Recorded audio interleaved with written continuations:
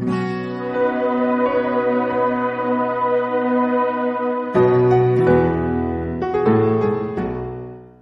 शांति। आज चाहूं और हर व्यक्ति दौलत कमाने के लिए हर प्रकार से मेहनत करता है। जितनी उससे मेहनत हो सकती है वो करता है। उसके लिए उसे कुछ भी करना पड़े, कोई भी युक्ति अपनानी पड़े, कोई भी रास्ता अपनाना पड़े, बेईमानी का अगर रास्ता अपनाना पड़े तो वो भी करता है। अपने व्यवहार को क्रूर करना पड़े वो भी करता है। किसी का हक मारना पड़े वो भी करता है। सिर्फ मेरे पास धन संपदा, ये दौलत इतनी इकट्ठी हो जाए, उसको एकत्रित करने में लगा हुआ है। और उसके लिए भूख प्यास सब रात दिन उसका यही चिंतन चलता है, जिसको आम भाषा में 99 का चक्कर भी कह देते हैं। और हो कई बार तो पूरा जीवन सुख से भी नहीं रहता है, सिर्फ एकत्रित करने में लगा रहता है, अपने खजाने को बढ़ाने में, अपने बैंक बैलेंस को बढ़ाने में लगा रहता है। और इस तरह की घटनाएं हम देख चुके हैं कि जीवन में जब कभी कभी ऐसी परिस्थितियां आती हैं तो ये दौलत भी हमारी काम नहीं आती है। ये रुपया, पैसा, सोना, चांदी, हीरे, जवाहरात, मोती, ये सब होते हुए भी हम मजबूर हो जाते हैं, लाचार हो जाते हैं। इसके अलावा भी कोई दौलत है, जब हम इस दौलत को कमाने में भरपूर मेहनत करते हैं, इसके अलावा भी कोई ऐसी दौलत है, जब ये दौलत काम नहीं आती तब वो दौलत काम आती है। इस पर एक हम छोटा सा प्रसंग जानते हैं। एक बार एक राजा बहुत धनवान था, बहुत दौलतमंद था। उसने बहुत क्रूरता से बहुत संपत्ति इकट्ठी की थी, बहुत दौलत इकट्ठी की थी। और उस दौलत को उसने एक जंगल में बड़ा सा तहखाना बनाकर वहां पर उसने अपने उस दौलत को इकट्ठा किया हुआ था, अपने उस खजाने को वहां इकट्ठा किया हुआ था। और उस खजाने की 2 चाबियां थी। एक चाबी राजा स्वयं रखता था और एक चाबी उसके खास मंत्री के पास रहती थी।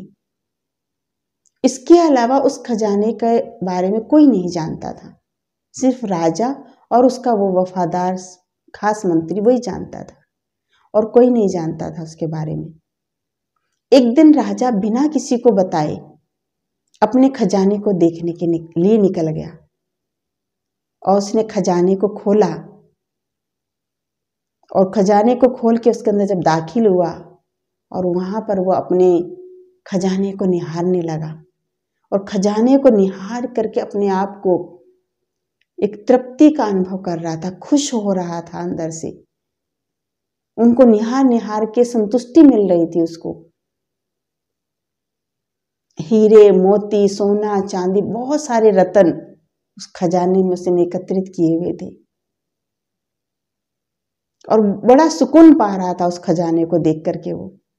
उसी समय अचानक उसका वो मंत्री भी वहां से गुजरा। उसने देखा खजाने का दरवाजा खुला हुआ है, तो मंत्री ने सोचा कि शायद शाम को जो मैं यहाँ खजाना देखने के लिए आया था, शायद मुझसे खुला रह गया हो। और उसने उस खजाने का दरवाजा बाहर से लगा दिया और मंत्री वहां से चला गया, क्योंकि उसको ये लगा कि मैं शाम को आया था, शायद मुझसे भूल से ये दरवाजा खुला रह गया। और मंत्री वहां से चला गया। राजा मस्त था अपने खजाने को निहारने में। राजा खजाने को निहार रहा था, अपने दौलत को निहार रहा था। और जैसे वो निहार के संतुष्ट हुआ, तृप्त हुआ, और उसके बाद वो वापस जब जाने लगा तो जब दरवाजे तक आया, उसने देखा दरवाजा तो बंद है। वो बड़ा आश्चर्य हुआ। उसने बहुत जोर जोर से दरवाजा पीटा, बहुत जोर जोर से वो चिल्लाया, बहुत जोर जोर से उसने आवाजें लगाई, पर उसकी आवाज़ सुनने वाला वहाँ जंगल में कोई भी नहीं था, क्योंकि मंत्री भी वहाँ से जा चुका था। वो चिल्लाते चिल्लाते थक गया, दरवाजा पीटते पीटते थक गया जंगल में, पर उसकी कोई आवाज़ सुनने वाला नहीं था। जब वो थक गया तो वो एक और बैठ गया, वापस अपने खजाने को निहारने लगा। निहारता रहा, निहारता रहा, निहारता रहा। बहुत देर हो गई। अब उसको भूख और प्यास सताने लगी। जब वो भूख से तड़पने लगा, पानी की प्यास से तड़पने लगा, पर वहाँ कोई उसको एक निवाला तक देने वाला नहीं था, एक घुट पानी देने वाला नहीं था। तब वो हीरों के पास गया। हे मेरे बेशकीमती हीरो, मुझे एक घुट पानी पिला दो। सोने चांदी के पास गया। हे मेरे अनमोल खजानों, क्या तुम मुझे एक निवाला भोजन दे सकते हो? नहीं। वो भूख और प्यास से वो राजा पागल जैसे हो गया और उससे वो बेहोश हो गया भूख प्यास के कारण। और जैसे उसको होश आया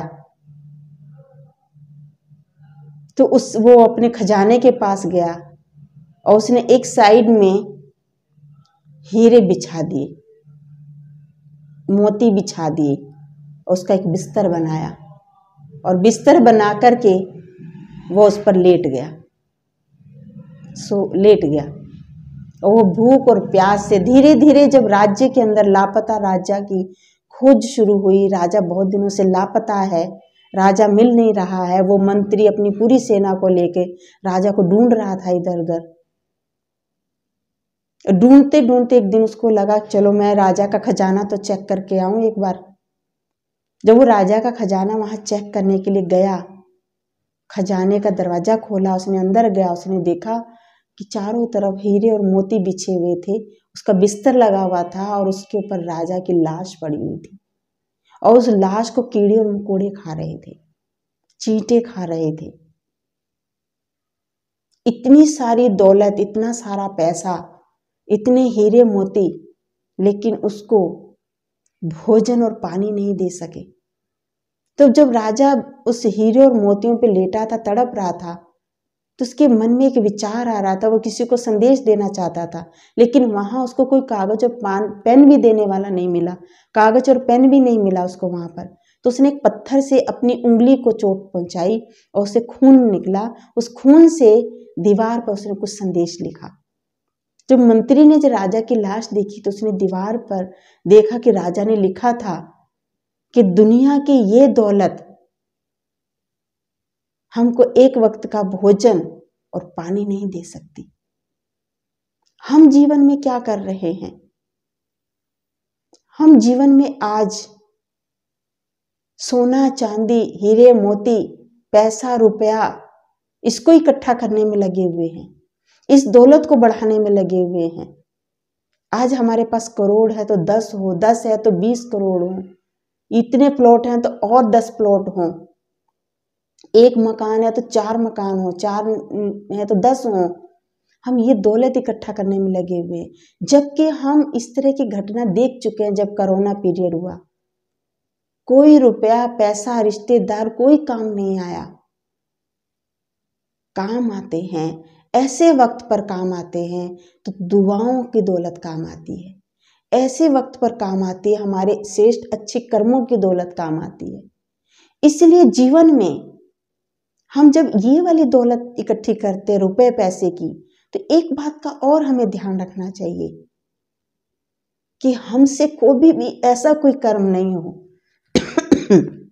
जिससे किसी का दिल दुखे, जिससे किसी के मन से आह निकले, सबके मन से दुआ निकले, सबको सुख देने वाला कर्म हो, श्रेष्ठ कर्म, अच्छे कर्म हम करें। ये दौलत हमें ऐसे समय पर जरूर काम आती है। अगर ये दौलत उस राजा ने कमाई हुई होती, सबका दिल जीता हुआ होता, सबसे दुआएं ली हुई होती, तो उस समय पर कोई ना कोई ऐसा फरिश्ता जरूर पहुंच जाता जो उसकी आवाज सुन लेता। पर क्योंकि उसने किसी के दिल की कभी सुनी ही नहीं, क्योंकि उसने कभी किसी के दिल को देखा ही नहीं, कि किसी के दिल को क्या दुख पहुंच रहा है, किसी के दिल को क्या ठेस पहुंच रही है, तो वो अंत के समय उसकी भी आवाज सुनने वाला कोई नहीं मिला और वो अंदर ही अंदर तड़प के मर गया।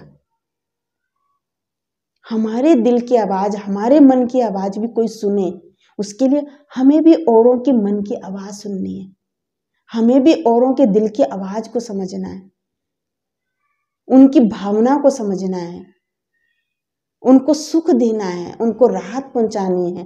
तभी तो हमें भी राहत मिलेगी, तभी तो हमें भी सुख मिलेगा।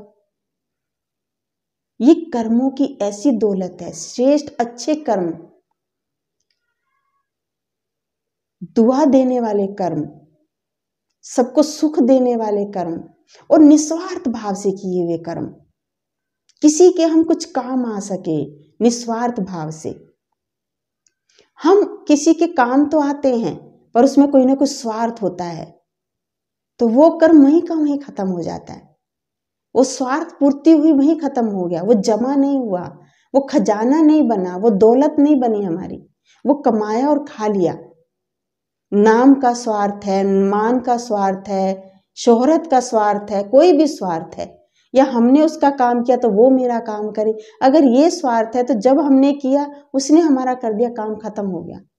लेकिन जब हम विपत्ति में हों, जब हम संकट में हों, जब हम विपदा में हों, उस समय हमारे क्या काम आएगा? वो स्टॉक काम आता है, जमा किया हुआ काम आता है, खजाना काम आता है।